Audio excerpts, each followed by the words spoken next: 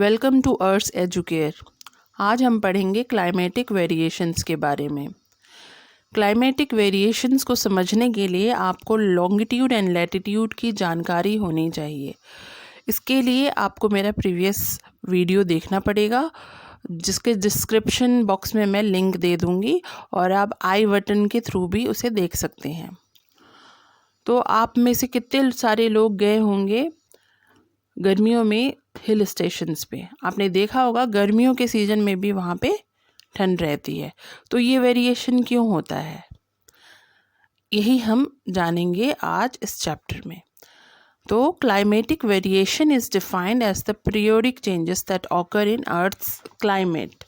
इसका मतलब क्या हुआ कि जैसे मॉनसून जो है जून जुलाई में आता है हर साल, तो ऐसा नहीं है कि किसी साल वो अक्टूबर में या नवंबर में या दिसंबर में आ जाए, वो जून जुलाई में ही आता है।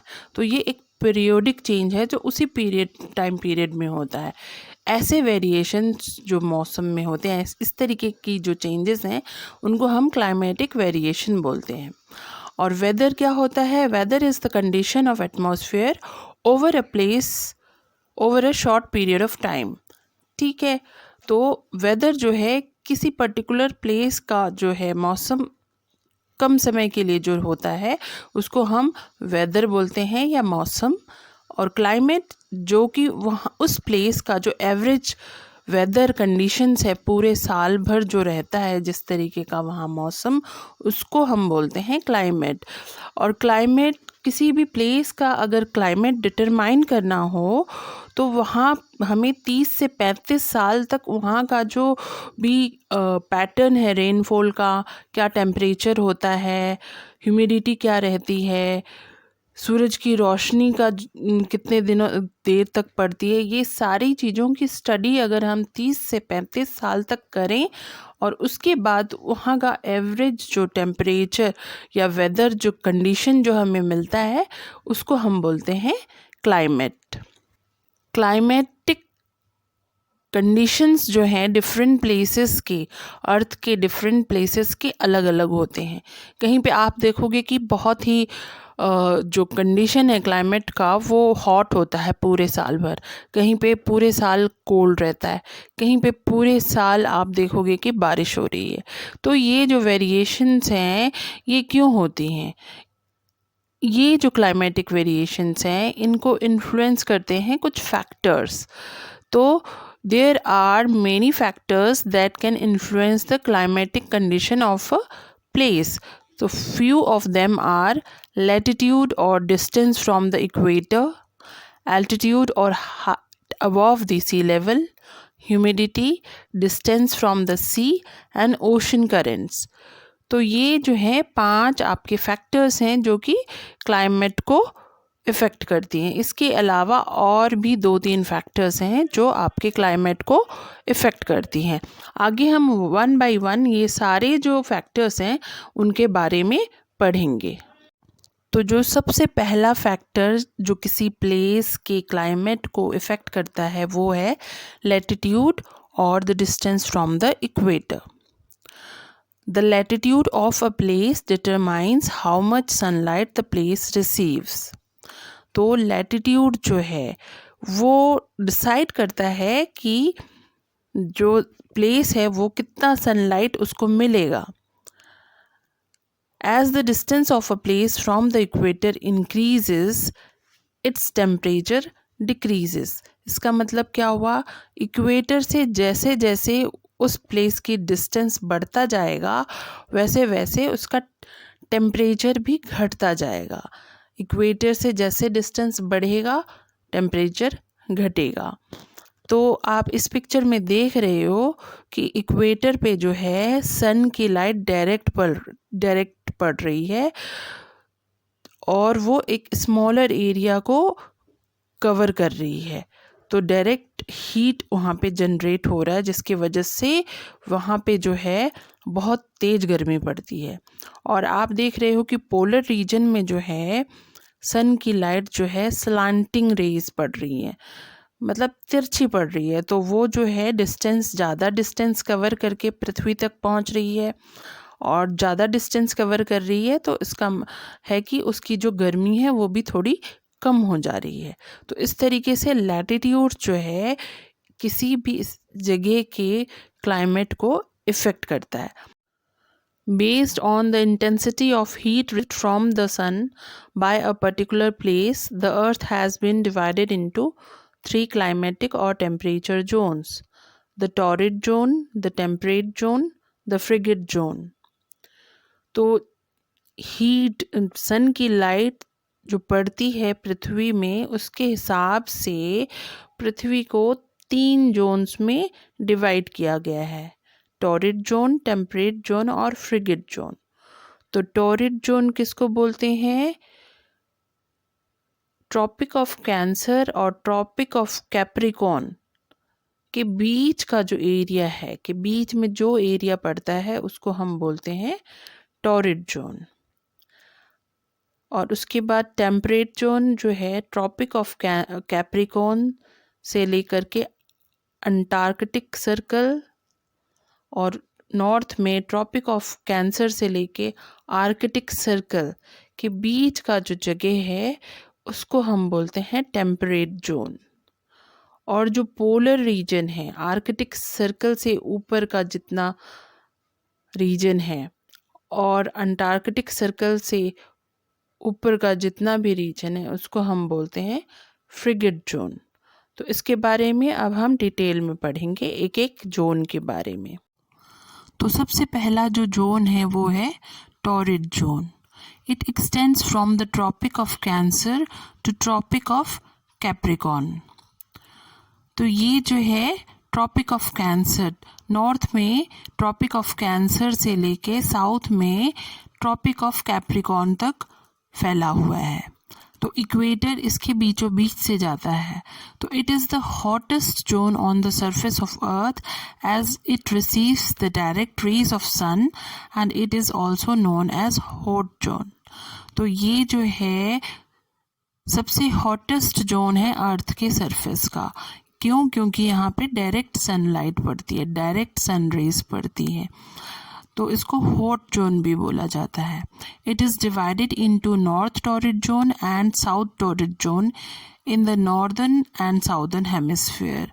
तो ये इक्वेटर के नॉर्थ में जो है में जो जोन पड़ेगा उसको हम बोलते हैं नॉर्थ टॉरिड जोन, और जो इक्वेटर से लेकर के ट्रॉपिक ऑफ कैप्रिकॉर्न तक का जो एरिया है उसको हम बोलते हैं south torrid zone. This zone has a very hot, wet, humid climate throughout the air. तो इस जोन में जो है बहुत तेज गर्मी पड़ती है, यहाँ जो है मौसम ह्यूमिड रहता है और वेट क्लाइमेट रहता है। ऐसा क्यों रहता है? क्योंकि सूरज की रोशनी यहाँ पे डायरेक्ट पड़ती है, जिसके वजह से एवेपोरेशन बहुत ज़्यादा होता है। जब एवेपोरेशन बहुत ज़्यादा होगा तो वहाँ पे ह्यूमिडिटी बढ़ेगी, और ह्यूमिडिटी बढ़ने से वहाँ पे फिर बारिश हो जाती है। तो इसलिए यहाँ पे जो है इस जोन का जो है हॉट, वेट और ह्यूमिड क्लाइमेट होता है। In this zone days and nights are approximately equal in length throughout the year. और इस जोन का एक कैरेक्टरिस्टिक ये है कि यहाँ दिन और रात लगभग बराबर ही रहते हैं पूरे साल भर, किसी में कोई भी डिफरेंस नहीं आता। तो नेक्स्ट जो जोन है वो है temperate zone. This zone lies between the torrid and frigid zones and divided into north temperate zone and south temperate zone according to its location. तो ये जो जोन है वो टॉरिड जोन और फ्रिगिड जोन के बीच का एरिया है, और ये फर्दर 2 जोन्स में डिवाइड हो जाता है, नॉर्थ टेम्परेट जोन और south temperate zone. The north temperate zone lies between the tropic of Cancer and Arctic circle, while south temperate zone lies between tropic of Capricorn and Antarctic circle. तो north temperate zone जो है वो 23.5 degree north latitude और 66.5 degree north latitude के बीच के area को बोला जाता है। और south temperate zone 23.5 degree south latitude और 66.5 डिग्री साउथ लैटिट्यूड के बीच के एरिया को बोला जाता है। The places in this zone have a moderate climate. इसका मतलब क्या हुआ, इस टेम्परेट जोन में जितने भी प्लेसेस हैं इनका जो क्लाइमेट होता है वो मॉडरेट होता है, ना ज़्यादा गर्मी पड़ती है और ना ज़्यादा ठंड पड़ती है। In this zone days are longer in summer while nights are longer in winter। तो इस जोन में जो है गर्मियों के टाइम में दिन लंबे रहते हैं और सर्दियों में जो है रातें जो है लंबी रहती हैं। जैसे हमारा देश इंडिया जो है कहाँ पड़ता है, ये पड़ता है आपका नॉर्थ टेम्परेट जोन में। तो यहाँ पे इसीलिए आप देख रहे होंगे कि गर्मियों में जो है दिन लंबे होते हैं और सर्दियों में आप देखते हो कि सूरज जल्दी डूब जाता है और रातें लंबी होती हैं। So the last zone is frigate zone. This zone lies beyond the Arctic and Antarctic circles and divided into North Frigate Zone and South Frigate Zone. The North Frigate Zone extending from the Arctic Circle to the North Pole and the South Frigate Zone extending from the Antarctic Circle to the South Pole. तो जो frigate zone है वो Arctic circle और Antarctic circle के ऊपर का जितना area है वो कहलाता है। आर्कटिक सर्कल से लेकर के नॉर्थ पोल तक का जो एरिया है वो नॉर्थ फ्रिगेट जोन है और जो अंटार्कटिक सर्कल से लेकर के साउथ पोल तक का एरिया है वो आपका साउथ फ्रिगेट जोन है। The frigate zones are extremely cold throughout the year as they receive the extremely slanting rays of the sun। तो ये जो फ्रिगेट जोन है यहाँ पे सालों भर बहुत तेज ठंड रहती है क्योंकि सूरज की रोशनी जो यहाँ पड़ती है वो बहुत ही ज़्यादा तिरछी पड़ती है और इस वजह से ये जो है यहाँ गर्मी सूरज की नहीं पहुँच पाती है।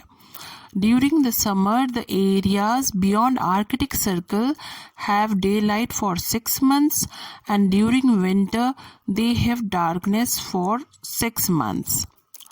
तो आर्कटिक सर्कल से ऊपर का जो एरिया है वहाँ पे जो है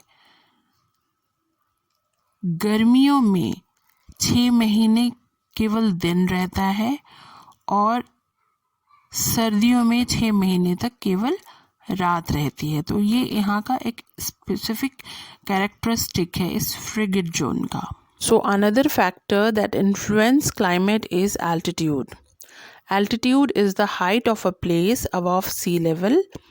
As the altitude of a place increases, its temperature decreases. समुद्र तल से किसी भी जगह की जो ऊंचाई होती है उसे हम एल्टीट्यूड कहते हैं। जितना ज़्यादा एल्टीट्यूड होगा उतना ही कम वहाँ का टेम्परेचर होगा। जैसे जैसे समुद्र से उस जगह की ऊंचाई बढ़ती जाती है वैसे वैसे वहाँ का टेम्परेचर घटता जाता है। तो इस तरीके से एल्टीट्यूड जो है एक इम्पॉर्टेंट रोल प्ले करता है क्लाइमेटिक वेरिएशन में। Mount Kilimanjaro in east Africa is on the equator, yet it's peak is always covered with snow since it is over 5,000 metre above sea level। तो mount Kilimanjaro जो है east Africa में है जो कि equator में है, लेकिन फिर भी उसका जो पीक है वो स्नो से कवर्ड रहता है। क्यों? क्योंकि वो सी लेवल से 5,000 मीटर की ऊंचाई पर है। तो इक्वेटर में होते हुए भी वहाँ बर्फ़ जमी रहती है। पहले ही मैंने पढ़ाया था इक्वेटर में जो है सबसे ज़्यादा गर्मी पड़ती है, लेकिन आप यहाँ क्या देख रहे हो कि ये जो है माउंट किलिमंजारो इक्वेटर में है बट उसके पीक्स जो हैं वो स्नो से कवर्ड रहते हैं ड्यू टू हाई एल्टीट्यूड। अब दूसरा एग्जाम्पल है मसूरी और देहरादून जो कि उत्तराखंड में है शिवालिक पहाड़ियों में। मसूरी की समुद्र तल से ऊंचाई है 2003 मीटर और देहरादून की है 640 मीटर। आप जब मसूरी जाओगे तो वहाँ ज़्यादा ठंड होती है कंपैरेटिवली देहरादून के। तो आप यहाँ देख रहे हो कि सी लेवल से जो ऊंचाई होती है समुद्र तल से जितना ज़्यादा ऊंचा जो प्लेस होगा उसका टेम्परेचर उतना ही कम होगा। तो third factor which affects the climate is humidity. The amount of moisture or water vapor present in the air is known as humidity. It is caused due to evaporation of water from the earth's surface. तो हवा में जितना ज़्यादा water vapour या नमी होती है उसको हम बोलते हैं ह्यूमिडिटी। और ह्यूमिडिटी किस वजह से होती है? इवेपोरेशन की वजह से। जो पृथ्वी के सरफेस से वाटर इवेपोरेट होता है सनलाइट के थ्रू, उसकी क्वांटिटी जितनी ज़्यादा होगी उतनी ही ज़्यादा वहाँ की ह्यूमिडिटी होगी। Greater humidity leads to greater amount of rainfall which ultimately influence the climate of place. तो जितनी ज़्यादा किसी जगह की ह्यूमिडिटी होगी उतना ही ज़्यादा वहाँ पे रेनफॉल होगा। ज़्यादा अगर वाटर की क्वांटिटी या वेपर्स की क्वांटिटी, मॉइस्चर की क्वांटिटी एयर में होगी तो वो जो है वेपर्स एक साथ कंबाइंड होकर के बिग ड्रॉपलेट्स बनाएंगे वाटर का और फिर अल्टीमेटली रेन के फॉर्म में फिर से पृथ्वी पे आ गिरेंगे। तो इस तरीके से जहाँ पे भी ज़्यादा ह्यूमिडिटी होती है वहाँ बारिश ज़्यादा होती है। जैसे इंडिया के कोस्टल रीजन्स में मुंबई, कलकत्ता और चेन्नई, इन सब जगहों पे बारिश ज़्यादा होती है। Areas near the equator and near the sea have climates that are wet and hot.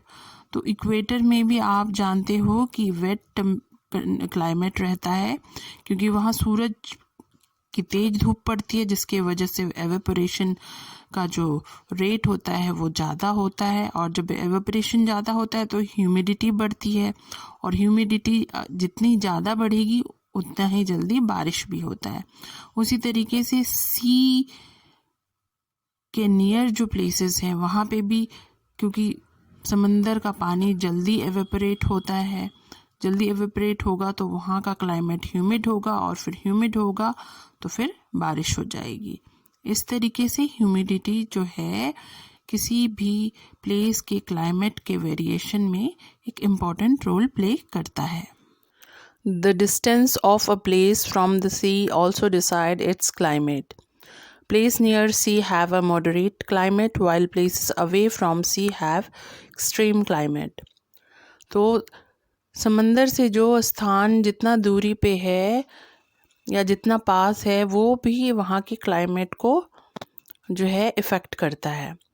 जैसे समंदर से जो स्थान जितना पास होता है उसका जो क्लाइमेट होता है उतना ही मॉडरेट होता है, मतलब ना ज़्यादा गर्मी रहती है वहाँ, ना ज़्यादा ठंड रहती है।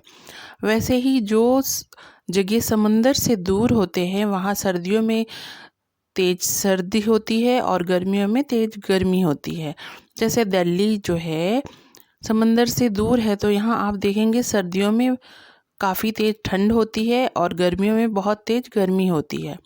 वहीं अगर आप मुंबई को देखेंगे जो कि समंदर के पास है, वहाँ सर्दियों में ना ज़्यादा ठंड होती है और ना गर्मियों में ज़्यादा गर्मी। और ये किस वजह से होता है? ये होता है सी ब्रीज और लैंड ब्रीज के वजह से। The flow of air from sea to land is termed as sea breeze and the flow of air from land to sea is termed as land breeze. जब हवाएं जो हैं समंदर से पृथ्वी की तरफ, लैंड एरिया की तरफ चलती हैं तो उसे हम सी ब्रीज बोलते हैं। और जब हवाएं ज़मीन से समंदर की तरफ चलती हैं तो उसे हम बोलते हैं land breeze. During day, land heat up much faster than sea. As a result, a low pressure area develops over the land and a high pressure area develops over the sea. And air flows from the high pressure over the sea to the low pressure over the land. दिन के time क्या होता है? ज़मीन जो है जल्दी गर्म हो जाती है और जो समंदर है वो धीरे गर्म होता है। तो जब ज़मीन जल्दी गर्म होती है तो वहाँ पे जो है एयर एक्सपैंड होता है और वहाँ पे लो प्रेशर एरिया डेवलप हो जाता है ज़मीन के ऊपर, और समंदर के ऊपर हाई प्रेशर एरिया रहता है। तो वहाँ से जो है ठंडी ठंडी हवाएं लैंड की तरफ चलने लगती हैं। इस वजह से जो है समंदर के किनारे वाले जो इलाके हैं वो ठंडे रहते हैं, गर्मियों में भी, दिन के टाइम में भी। ठीक है। During night, land cools down much faster than sea. As a result, a low pressure area develops over the sea and a high pressure area develops over the land. And air flows from high pressure over the land to the low pressure over the sea. रात के समय क्या होता है कि ज़मीन जो है जल्दी ठंडा हो जाता है, तो वहाँ पे जो है हाई प्रेशर एरिया डेवलप हो जाता है, और समंदर में जो है लो प्रेशर एरिया डेवलप हो जाता है, जिसकी वजह से जो है हाई प्रेशर एरिया से लो प्रेशर एरिया की तरफ हवाएं बहने लगती है। तो यहाँ रात में ज़मीन के ऊपर हाई प्रेशर होता है और समंदर के ऊपर लो प्रेशर होता है। तो ज़मीन की तरफ से हवाएं समंदर की ओर बहने लगती हैं, और इसी को हम बोलते हैं land breeze. The fifth factor that affects the climate of a place is ocean currents. An ocean current is a continuous directed movement of ocean water caused due to forces acting upon the ocean water such as wind, temperature and gravity. Ocean current क्या होती है? समुद्र की वो लहरें होती हैं, धाराएं होती हैं जो कंटिन्यूसली एक डायरेक्शन में मूव करती हैं। ठीक है। और ये इनका जो मूवमेंट है वो किस पे डिपेंड करता है? वो डिपेंड करता है विंड, टेम्परेचर और ग्रेविटी पे। विंड, जो हवाएं चलती हैं समंदर के ऊपर, वो उनका डायरेक्शन तय करती हैं। उसके अलावा जो टेम्परेचर है, पानी का टेम्परेचर जो है वो भी है ना, इनका जो डायरेक्शन है उनको तय करती हैं। और gravitational force of the earth जो है ये भी तय करता है कि ये ओशन करेंट्स किस डायरेक्शन में कहाँ से होते हुए बहेंगी। ओशन करेंट्स में बी वार्म और cold and can affect the temperature of a place. Ocean currents गर्म या ठंडी हो सकती हैं, और अगर गर्म ओशन करेंट है तो उसके ऊपर से बहने वाली जो हवाएं हैं वो आसपास की जो ज़मीन है उसको गर्म कर देती हैं। उसी तरीके से अगर ओशन करंट ठंडा है तो आसपास की जो ज़मीन है उसको वो ठंडा कर देती हैं। एक एग्जाम्पल है गल्फ स्ट्रीम का। ठीक है। गल्फ स्ट्रीम जो है वो वार्म ओशन करंट है जो नॉर्थ वेस्ट यूरोप को टेम्परेट क्लाइमेट देता है। उसी लैटिट्यूड पे अगर दूसरे रीजन को आप देखोगे तो वहाँ एक्सट्रीम टेम्परेचर है, लेकिन नॉर्थ वेस्ट यूरोप का जो क्लाइमेट है वो टेम्परेट है, ना ज़्यादा ठंडा होता है ना ज़्यादा गर्म होता है। वो किस वजह से होता है? क्योंकि गल्फ स्ट्रीम जो है वार्म ओशन है, ओशन करंट है, और वो वहाँ से बहती हुई जो हवाएं हैं वहाँ ठंडे मौसम को बहुत ज़्यादा ठंडा नहीं होने देती हैं। तो इस तरीके से जो है ओशन करंट्स काम करती हैं। Another important factor causing climatic variation is the human factor. Human activities like deforestation, causing air pollution, etc. leads to greenhouse effect, which results in global warming, which in turn causes change in climate. तो जो human की activities हैं उनके वजह से भी जो है क्लाइमेटिक वेरिएशन आता है। जैसे ग्रीन हाउस इफ़ेक्ट क्यों होता है?